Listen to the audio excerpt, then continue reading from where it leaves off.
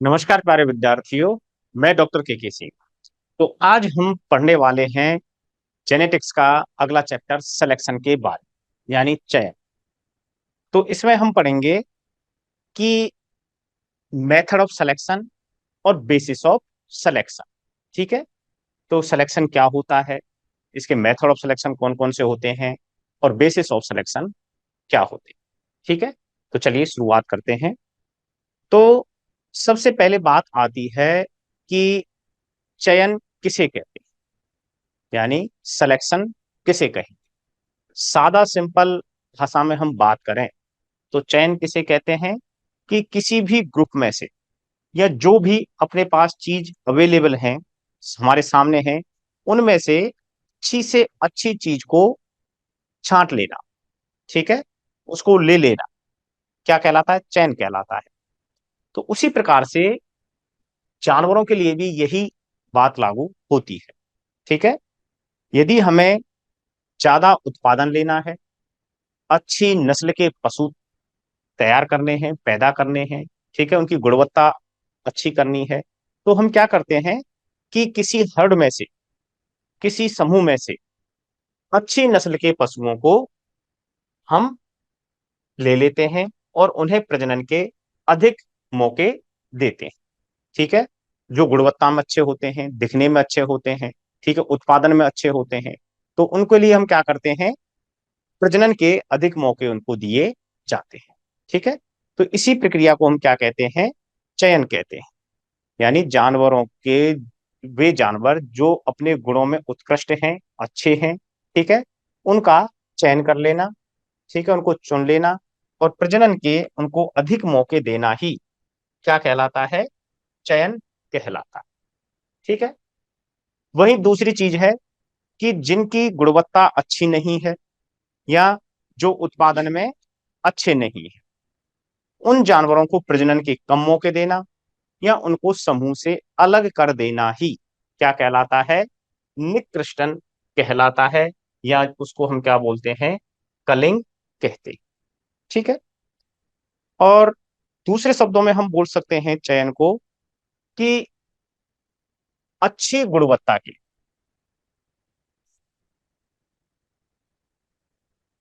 अच्छी गुणवत्ता के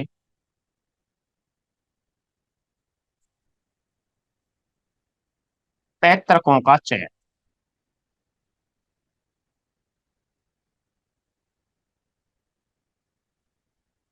सिलेक्शन या चयन कहलाता है। ठीक है। कोई चीज हो गई कि जो अपने गुणों में अच्छे हैं, उत्पादन में अच्छे हैं, ठीक है, उनको चुनना ही क्या कहलाता है, सिलेक्शन या चयन कहलाता है। अब यहाँ पर चयन की बात करें, सामान्यतः जो चयन के प्रकार हैं वो दो प्रकार होते हैं। पहला चयन है प्रकृति के द्वारा, ठीक है, और दूसरा है कृत्रिम द्वारा। प्रकृति, जो प्राकृतिक चयन है, उसमें जो प्रकृति है वह अपना रोल अदा करती है। कैसे कि जो सर्वाइवल ऑफ द फिटेस्ट वाली थ्योरी यहां पर लागू होती है। भाई जो ताकतवर होगा, जो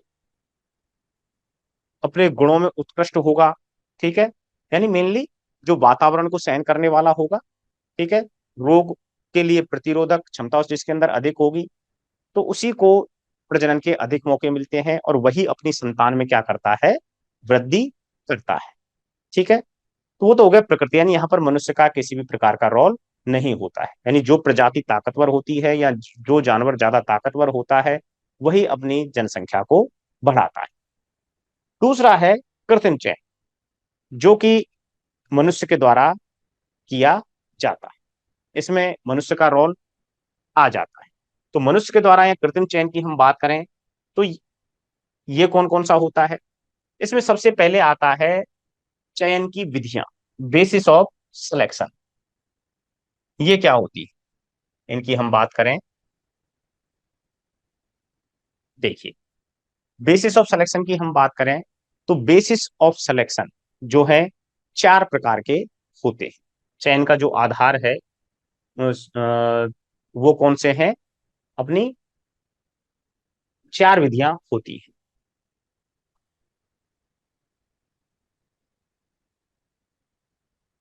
चयन का आधार, ठीक है, बेसिस ऑफ सिलेक्शन। ठीक।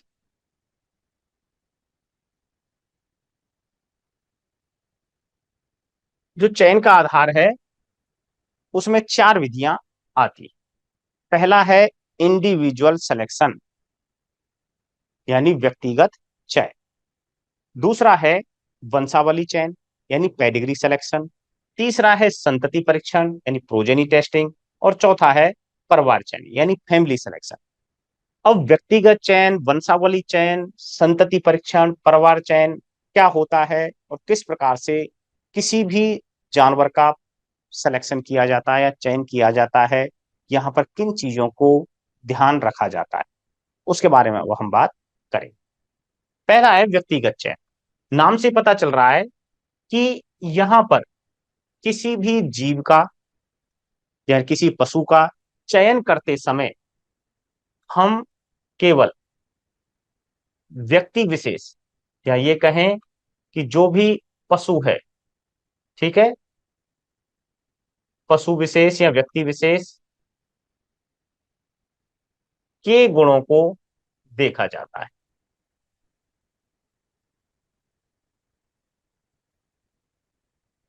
यानी हम जो देख रहे हैं, हमारे सामने जो पशु उपस्थित है, ठीक है, उसी के गुणों को हम देख रहे हैं। जैसे बात करें कि भाई हमें अच्छी दूध देने वाली मादा का चयन करना है, ठीक है, तो हम क्या देखेंगे वहां पर?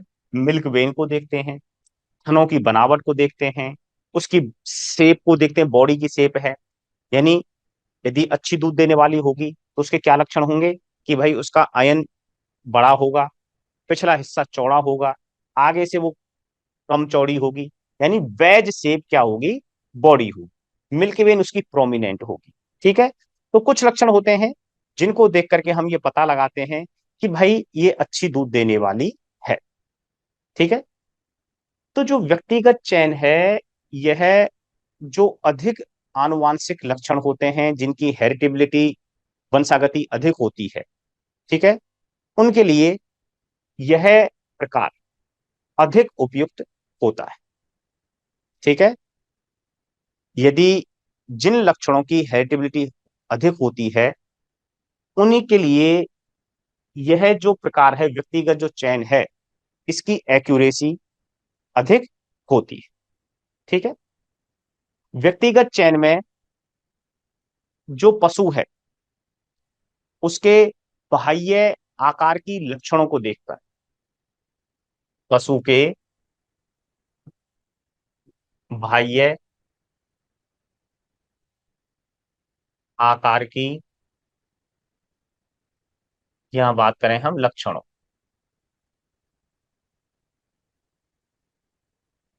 को देखकर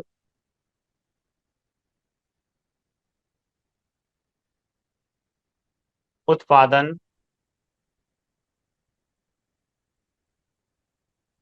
का अनुमान लगाते हैं।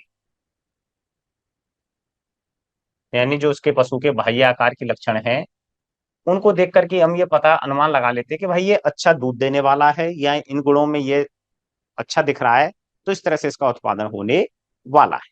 ठीक है, जिन लक्षणों को हम देख करके इसका चयन कर रहे हैं, ठीक है, तो ये किन लक्षणों के लिए उपयुक्त है? जिनकी वंशागति अधिक है, जिनकी हेरिटेबिलिटी अधिक है, उन लक्षणों के लिए यह चयन अधिक उपयुक्त होता है। ठीक है, अब इस विधि में और क्या ध्यान रखा जाता है कि जो लक्षण लिंग सीमित होते हैं, कैसे हैं? लिंग सीमित।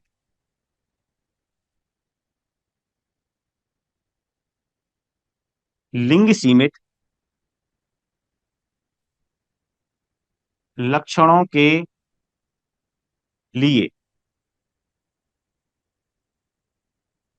उपयुक्त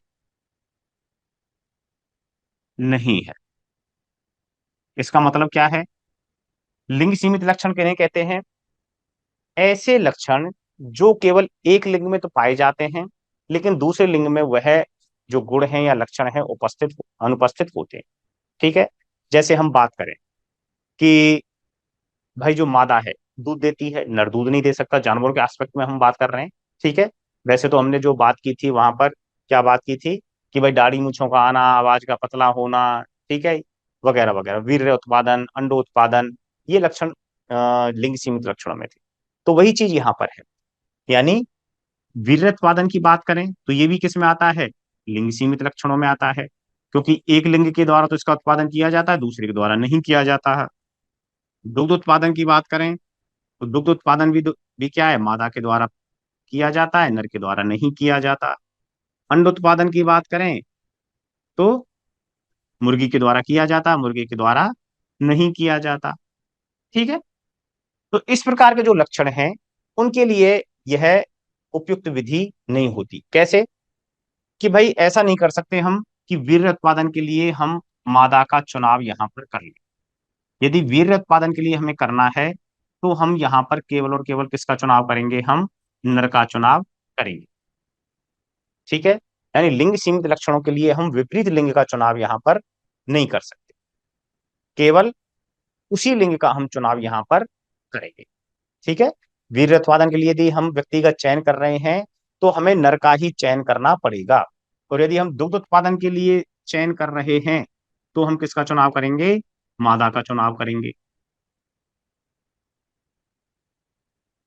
उसी प्रकार से अंडोत्पादन के लिए यदि हम चुनाव कर रहे हैं तो किसका करेंगे, हम मुर्गी का चुनाव यहां पर करेंगे।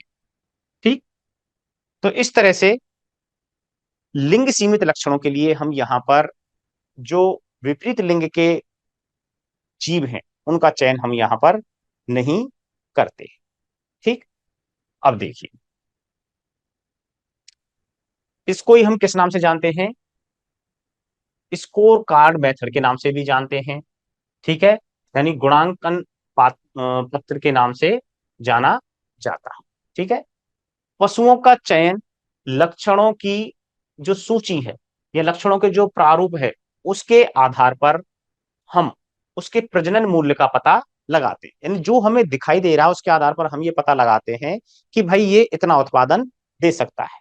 ठीक है, बाह्य आकार के स्वरूप को देखकर, यानी उसके फिनोटाइप को देख करके, लक्षण प्रारूप को देख करके हम उसके जीनोटाइप का पता लगाने की कोशिश करते हैं। दूसरा है, जो हाई हेरिटेबिलिटी होती है जिन लक्षणों के लिए, उनमें इसकी जो एक्यूरेसी है, उसकी सटीकता है, इंडिविजुअल सिलेक्शन वो अधिक होती है। दूसरा, कि कम समय, इस विधि के द्वारा हम कम समय में अधिक पशुओं का चयन यहां पर कर सकते हैं, यानी यह जो विधि है सबसे तेज है और सरल भी है। कम समय में जल्दी जल्दी हमने लक्षण देखे, भैया इसका ये लक्षण बढ़िया है, ठीक है इसको चयन करो, और आसान भी है। ठीक है, लक्षणों को देखना, तो ये सरल भी है और सबसे तेज विधि भी। ठीक, तो सबसे सरल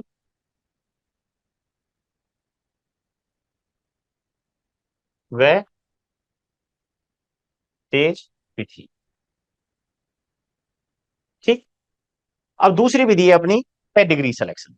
इसकी हम बात करें तो पेडिग्री सिलेक्शन क्या है, देखिए,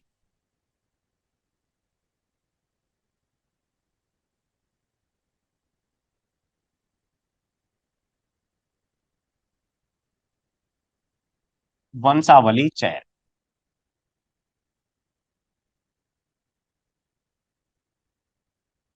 इसमें चयनित पशु के, जिस पशु का हम चयन कर रहे हैं ना, यानी चयनित पशु के पूर्वजों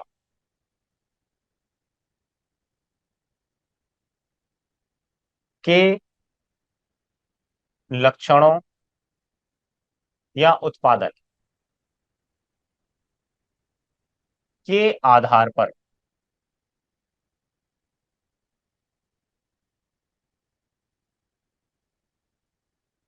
पशु का चयन करते हैं।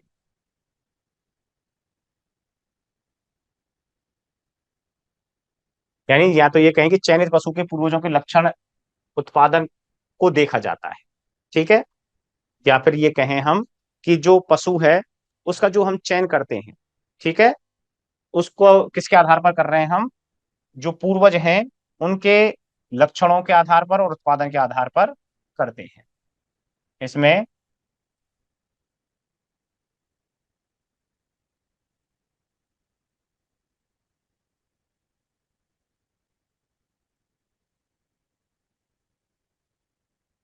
पशु का चयन,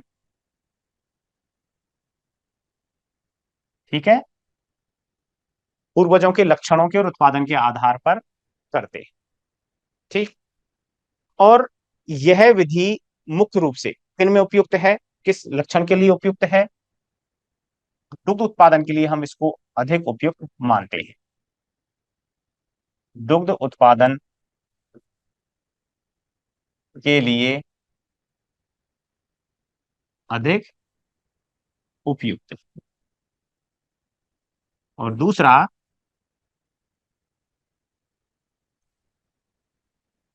जो जानवर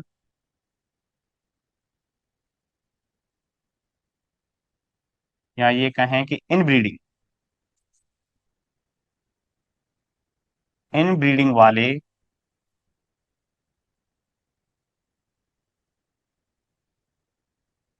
पशुओं के लिए उपयुक्त नहीं है। यह विधि जो जिन पशुओं में इनब्रीडिंग होती है उन पशुओं के लिए अधिक उपयुक्त नहीं होती। ठीक है। अब वंशावली चयन में हम करते क्या है कि जिस पशु का भी हमें चयन करना है, ठीक है, जिस पशु का भी हमें क्या करना है, चयन करना है। मान लो इस पशु का हमें चयन करना है, तो हम क्या करेंगे इसमें, इसके पूर्वज कौन हो गए, इसके माता हो गई या इसके पिता हो गए, इनका उत्पादन देखा जाएगा। या फिर इसके पिता के पिता, माता पिता का उत्पादन देखा जाएगा, या इसकी माता के माता पिता का उत्पादन देखा जाएगा। तो ये सभी क्या कहलाएंगे, इसके पूर्वज कहलाएंगे। ठीक है। यदि किसी पशु का चयन उसके माता पिता, दादा दादी के उत्पादन के आधार पर किया जाता है तो वह क्या कहलाता है, वंशावली चयन कहलाता है। ठीक है। देखिए, पशु का चयन वंशावली के आधार पर उसके पूर्वजों, जैसे माता पिता, दादा दादी, परदादा परदादी, ठीक है, के गुणों को या उनके जो निकट संबंधी हो गए उनके गुणों को देख करके हम करते हैं। और अधिक वंशागति वाले गुणों के लिए क्या है, सर्वोत्तम विधि है। और संतति परीक्षण में ये क्या करती है, हेल्प करती है। संतति परीक्षण क्या है, आगे बात करें। ठीक है। चलिए, अगली है प्रोजेनी टेस्टिंग। प्रोजेनी यानी संतति परीक्षण, इसको हम किस नाम से जानते हैं, संतति परीक्षण। यहां पर जो पशुओं का चयन किया जाता है वो किसके आधार पर करते हैं, उनकी जो संतानें हैं उनके उत्पादन के आधार पर किया जाता है। ठीक है। यह चयन की सबसे अधिक उपयुक्त विधि है, यानी सर्वोत्तम विधि है। यदि हम बेसिस ऑफ सिलेक्शन की हम बात करें तो बेसिस ऑफ सिलेक्शन की सबसे उपयुक्त जो विधि है वो कौन सी है, प्रोजेनी टेस्टिंग। और इसको हम किस नाम से जानते हैं, जीनोटाइप सिलेक्शन के नाम से भी जानते हैं। ठीक है। और इस विधि के द्वारा जो पशु है उसकी वास्तविक प्रजनन क्षमता का पता चलता है। ठीक है, कि जो पशु है जिसका हम चयन कर रहे हैं उसकी वास्तविक प्रजनन क्षमता क्या है, कितना वो उत्पादन देने वाला है। ठीक है। तो इसमें जो पशु है उसका चयन किस प्रकार से करते हैं और किन पशुओं के लिए इस विधि का उपयोग किया जाता है। सामान्यतः इस विधि का उपयोग उन पशुओं के लिए अधिक किया जाता है जो अधिक संतान उत्पन्न करते हैं। और अधिक संतान उत्पन्न कौन करते हैं, सुअर हो गए, मुर्गियां हो गई। लेकिन अगर यदि हम सांड की बात करें तो सामान्यतः सांड यदि नेचुरल इंसेमिनेशन कर रहा है, प्राकृतिक इंसेमिनेशन कर रहा है, तो उसके लिए यह विधि उपयुक्त नहीं है। यदि हम सांड का उपयोग एआई के लिए कर रहे हैं, ठीक है, तो हम एआई करने वाले सांड के लिए इस विधि का उपयोग कर सकते हैं। ठीक है। तो बात करें हम प्रोजेनी टेस्टिंग की। देखिए,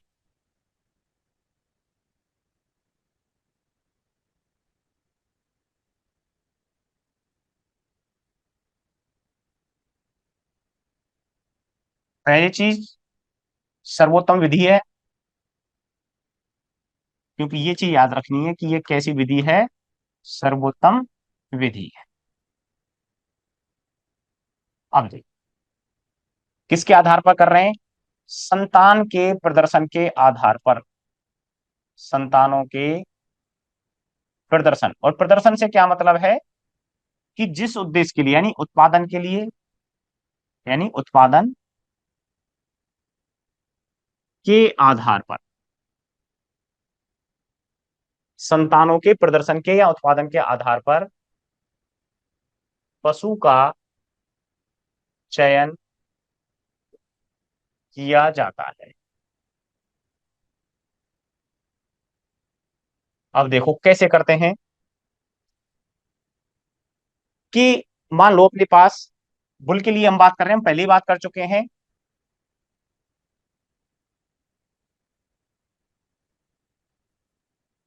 जो पशु या जीव अधिक संतान उत्पन्न करते हैं,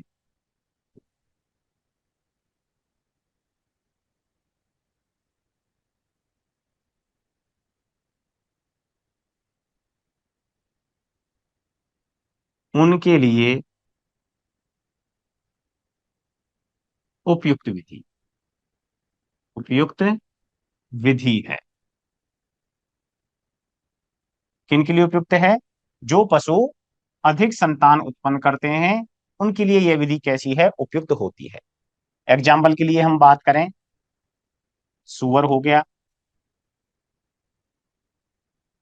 मुर्गियां हो गई, और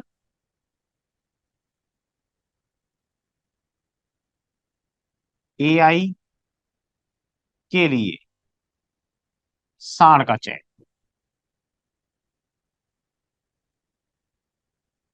यदि हम किसी सांड का उपयोग किसके लिए कर रहे हैं? एआई के लिए करने वाले हैं, तो उस सांड का भी चयन हम इस विधि से कर सकते हैं। ठीक है।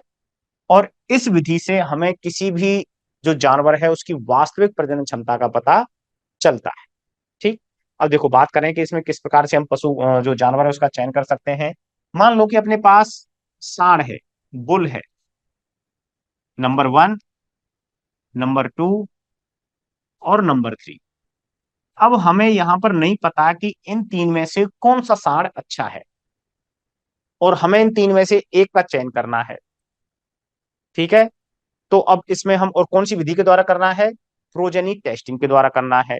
मान लो कि हमें करना होता है इंडिविजुअल सिलेक्शन के आधार पर, व्यक्तिगत चयन के आधार पर, तो हम तीनों में लक्षणों को देखते, बाह्य आकार की लक्षणों को देखते, और उसके आधार पर इनके जो भी उत्पादन है, प्रदर्शन है, उसका अनुमान हम लगाते और चयन कर लेते।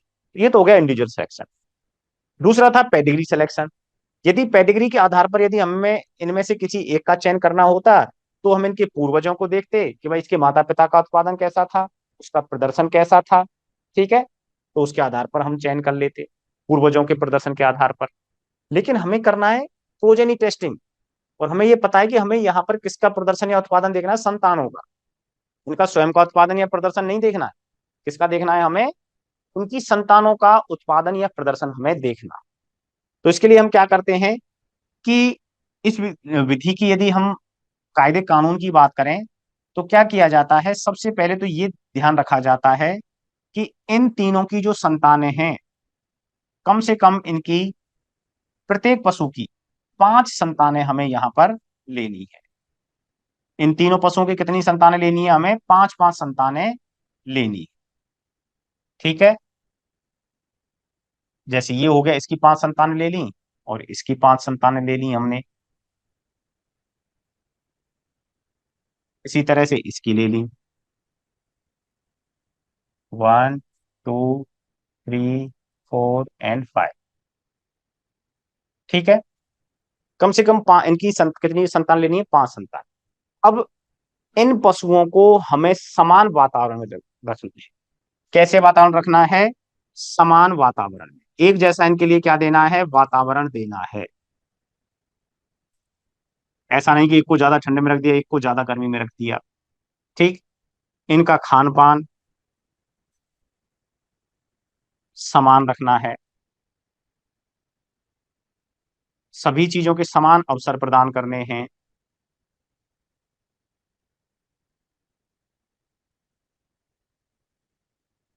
अब ये जो संतानें पैदा हुई हैं, अब इनको मैच्योर होने में कम से कम 3 साल का समय लगेगा, 3 से 4 साल का समय लगेगा।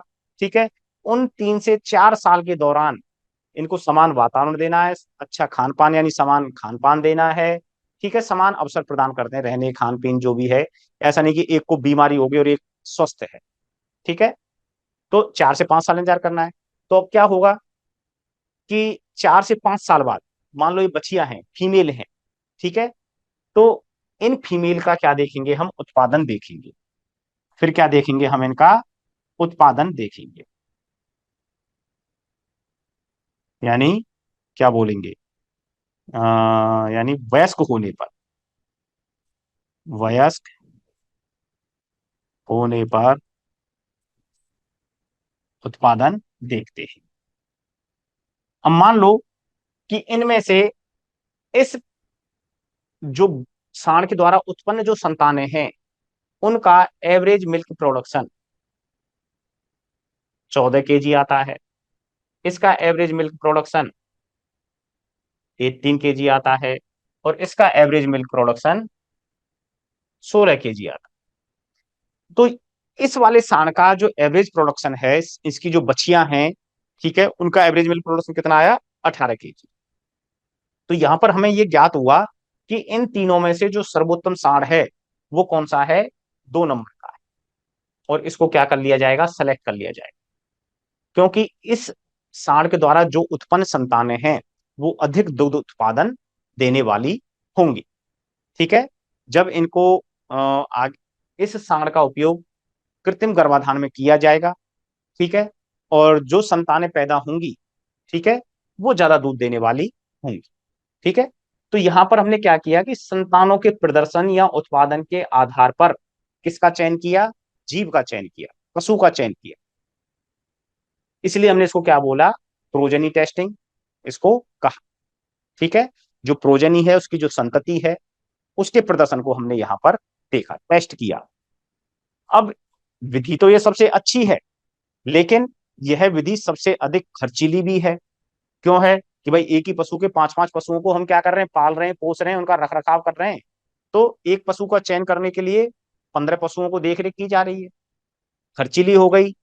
इसमें समय भी अधिक लगता है। ठीक है। और एक खतरा यह भी होता है कि भाई जब तक ये वयस्क हो रहे हैं, हमें इसकी वास्तविक प्रजनन क्षमता का या उत्पादन का पता चला, हो सकता है तब तक ये सांड ही ना रहे, क्योंकि हमें वास्तविक प्रजनन क्षमता या जो उत्पादन है वो 4 साल बाद मिल रहा है, 3.5 साल बाद मिल रहा है। तो इस 3.5 साल के दौरान कहीं ऐसा ना हो जाए कि ये सांड ही ना बचे, तो फिर हम किसका चयन करेंगे, ये भी तो एक खतरा है इसमें।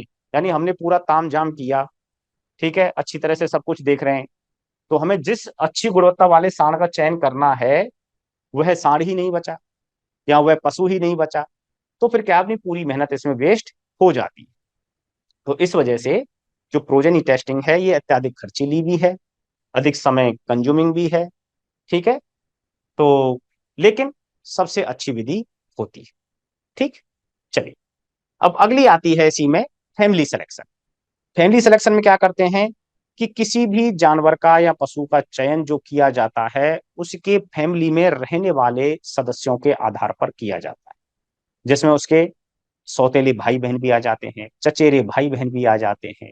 ठीक है, उसके चाचा चाची, इनके जो सभी उसके परिवारीजन हैं, उनके प्रदर्शन के आधार पर हम किसी उनके प्रदर्शन को देख करके हम किसी जीव का चुनाव करते हैं, सिलेक्शन करते हैं। तो उसी को हम क्या बोलते हैं, फैमिली सिलेक्शन कहते हैं। देखिए, तो इसमें किसी जानवर के जो व्यक्तिगत और पारिवारिक गुणों को संयुक्त रूप से क्या किया जाता है, देखा जाता है। और किसके देखे जाते हैं, सौतेले भाई बहनों के देख लेते हैं। ठीक है, उसके चचेरे भाई बहनों के भी देख लेते हैं।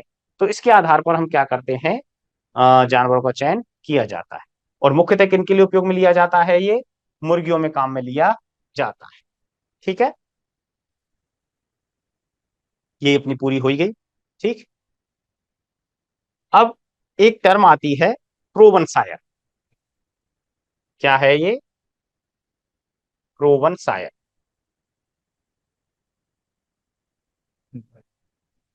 सांड को ही हम क्या बोलते हैं, सायर कहा जाता है। और मादा को क्या कहते हैं, डैम कहते हैं। ठीक है।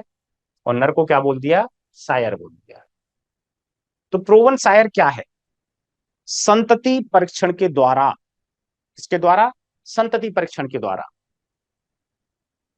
जिस उत्तम एवं उन्नत नस्ल के सांड का चयन किया जाता है, जैसे हम यहां पर कर रहे थे ना भाई, संतति परीक्षण के द्वारा हम इस सांड का चयन कर रहे थे, तो ये अपने गुणों में क्या है? सर्वश्रेष्ठ है, अधिक उत्पादन देने वाला है। तो इस सांड को ही हम क्या बोल देंगे? प्रूवन सायर कह देंगे। तो संतति परीक्षण के द्वारा अच्छी गुणवत्ता वाले, उत्कृष्ट गुणों वाले सांड का जो चयन किया जाता है, ठीक है, उसी को हम क्या बोलते हैं? प्रूवन सायर कहते हैं। और नई संतति की गुणवत्ता एवं उत्पादन क्षमता को बढ़ाने में इसका उपयोग किया जाता है, क्योंकि जो हम एआई के लिए इसका उपयोग कर रहे हैं, तो इसकी जो नई संतानें पैदा होंगी, जो नई संतति पैदा होगी, उसमें गुणवत्ता भी आएगी और उत्पादन में क्या होगी? वृद्धि होती है। ठीक है। तो एआई के जो प्रोजेनी टेस्टिंग के द्वारा जिस सांड का चयन किया जाता है, वह क्या कहलाता है? प्रूवन सायर कहलाता है। और प्रूवन सायर को ही हाफ ऑफ द हर्ड कहा जाता है, क्योंकि यह आधे अच्छे गुणों के लिए जिम्मेदार होता है। ठीक है। हाफ ऑफ द हर्ड के नाम से भी इसे कहा जाना जाता है। ठीक है। तो ये बात तो हो गई अपनी किसकी? बेसिस ऑफ सिलेक्शन की। अब बात करते हैं हम मेथड ऑफ सिलेक्शन।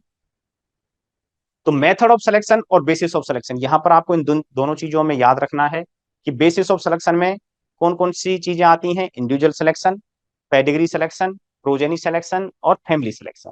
और वहीं बात करें हम मेथड ऑफ सिलेक्शन की, तो यहां पर इसके 3 मेथड हैं। कौन कौन से हैं? टेंडम, इंडिपेंडेंट कलिंग लेवल और सिलेक्शन इंडेक्स या टोटल स्कोर मेथड।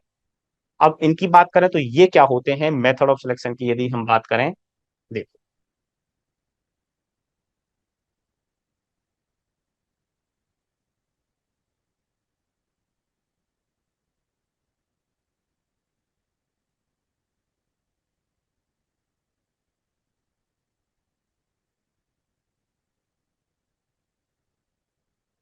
सबसे पहले आता है टेंडम मेथड।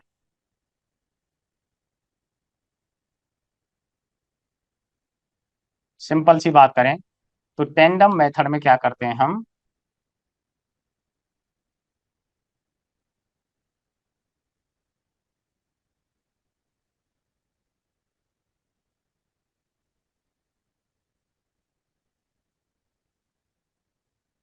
यहां पर टेंडम मेथड में किसी भी जानवर के एक लक्षण को हम चयन करते हैं और उस लक्षण को इच्छित स्तर तक क्या किया जाता है? डेवलप किया जाता है, विकसित किया जाता है। इसमें एक बार में इसमें एक बार में एक लक्षण का, एक लक्षण या ये कहें कि कोई भी गुण का चयन करके उसे इच्छित स्तर तक,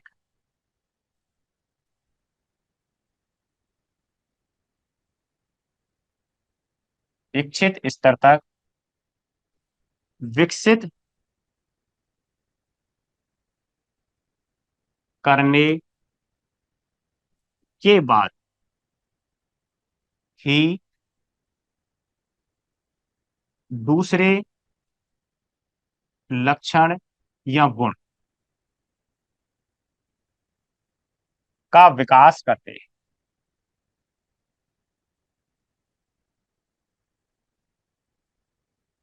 ठीक है। तो इसमें हम क्या करते हैं?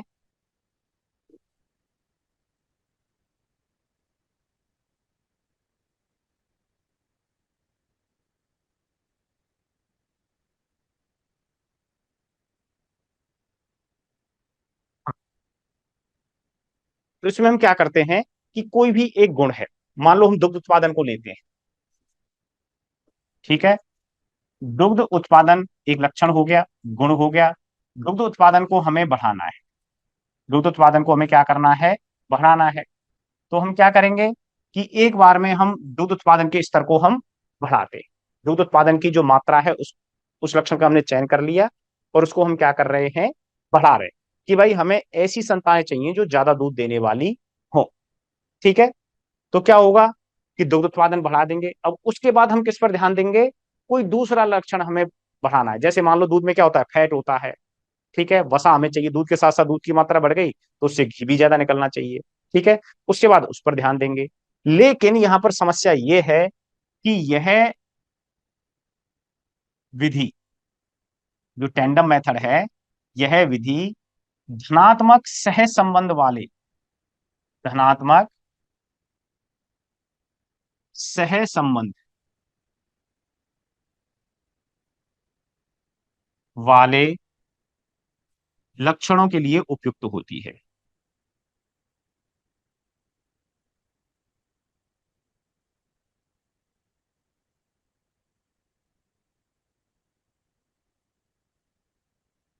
जबकि ऋणात्मक सह संबंध वाले गुणों के लिए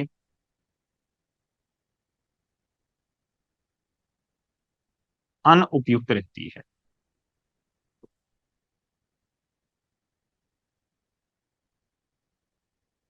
कैसे, देखो, हमें ये पता है कि दुग्ध उत्पादन बढ़ेगा, दुग्ध उत्पादन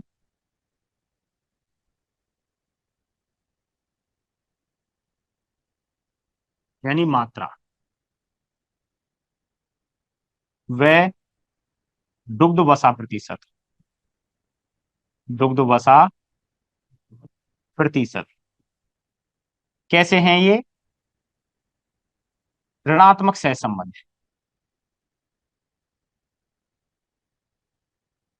इनके बीच में कैसा संबंध है, ऋणात्मक सह संबंध होता है,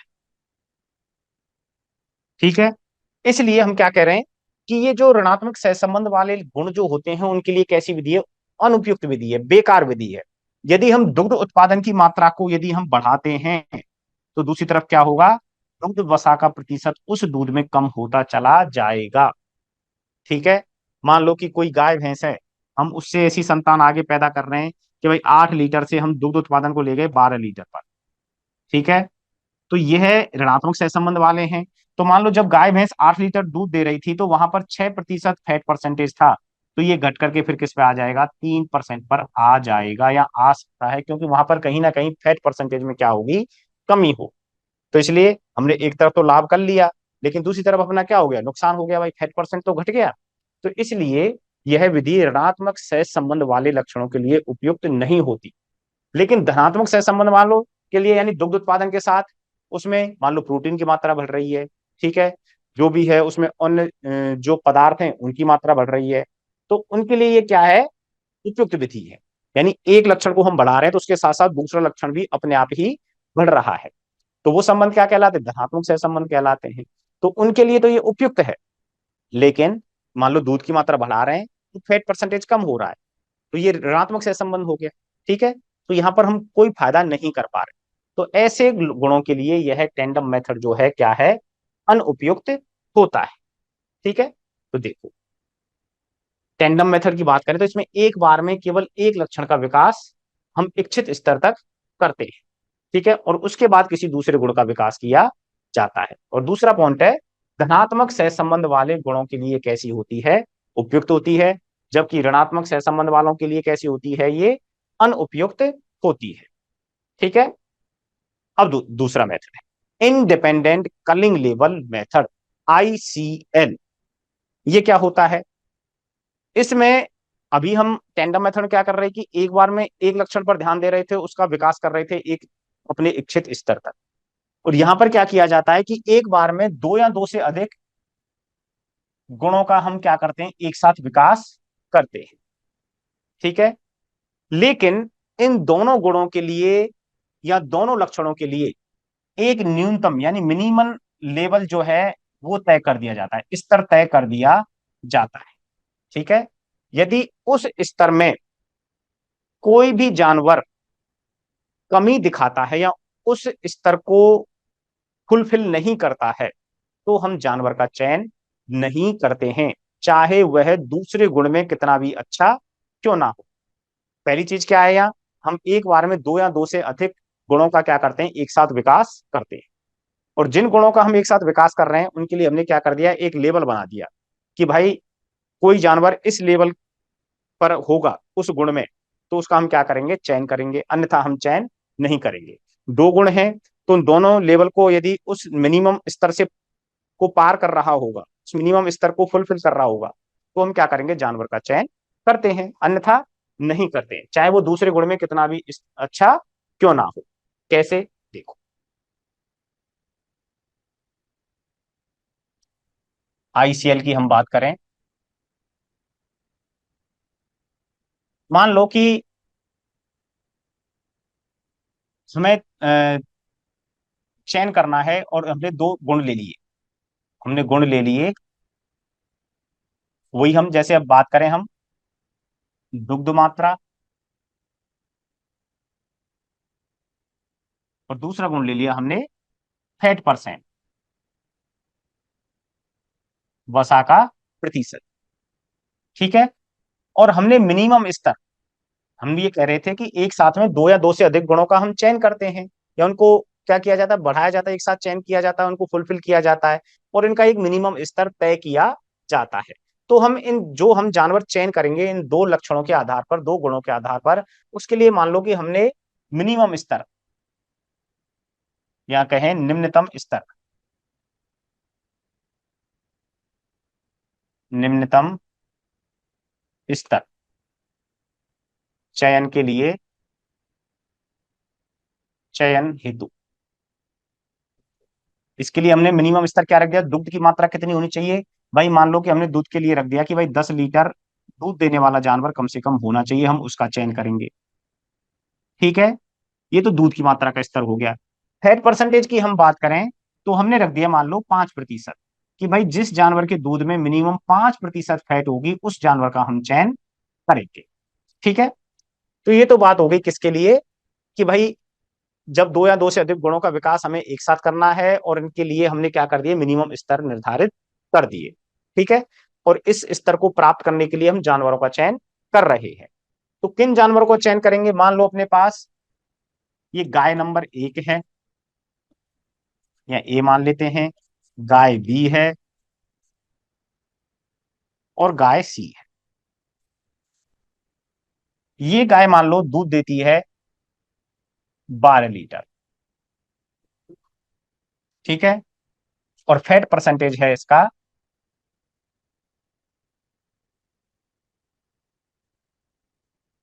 4.9। ठीक है, दूसरी गाय है, यह देती है मान लो 18 लीटर दूध। ठीक, और ये फैट परसेंटेज इसका आ गया 4.9, और मान लो इसको हम कर लेते हैं यहाँ पर 5 ही कर लेते हैं।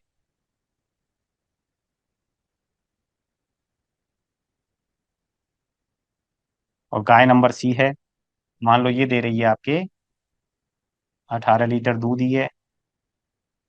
ठीक है, और ये दे रही है आपके साथ यहाँ पर 5% फैट, इसको हम 5 फैट में हाई पहुंचा देते हैं, इस वाले को, इसको हम कर देते हैं मान लो 7%। ठीक है, तो इस तरह से ये अपने पास तीन क्राइटेरिया है। पहला है कि भाई ए गाय है, ये 12 लीटर दूध दे रही है, और 7% फैट का इसका स्तर है। ठीक है,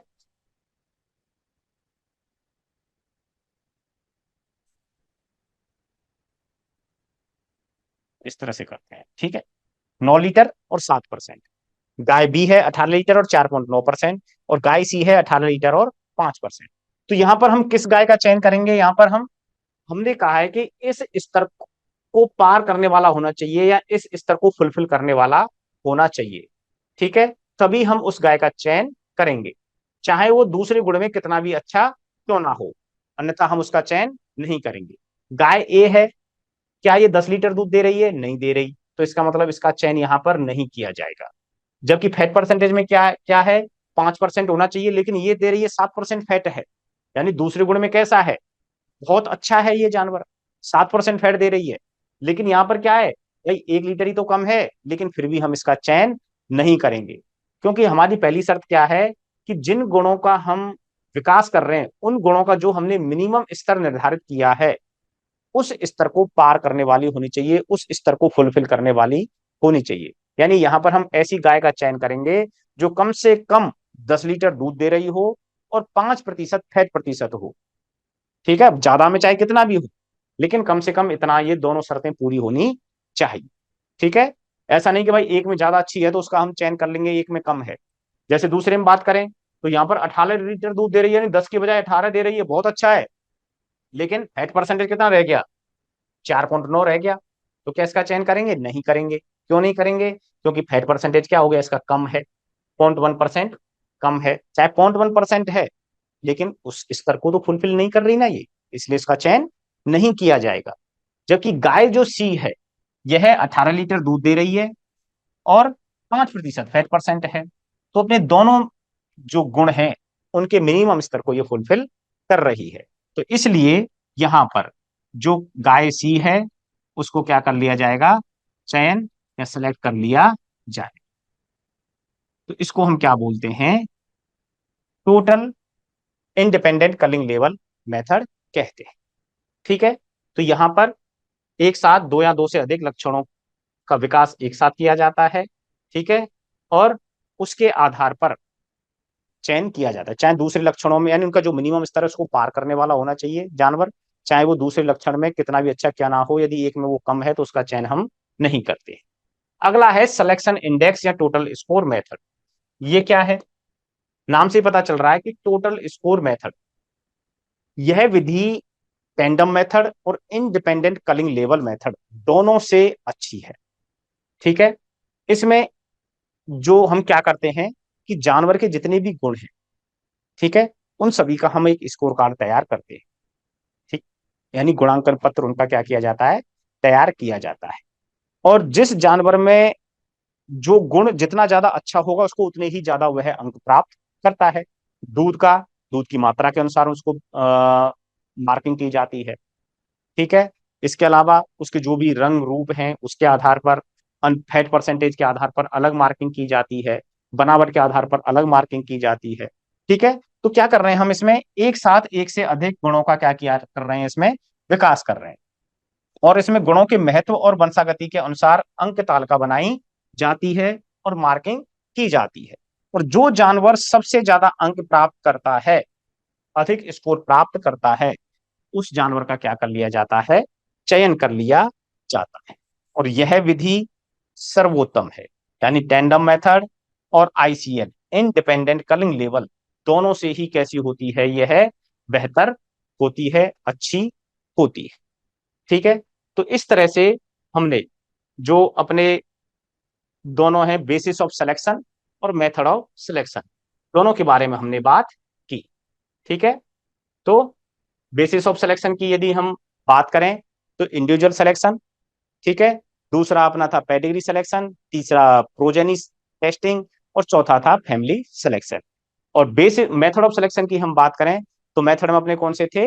tandem method, independent culling level method और टोटल स्कोर मेथड।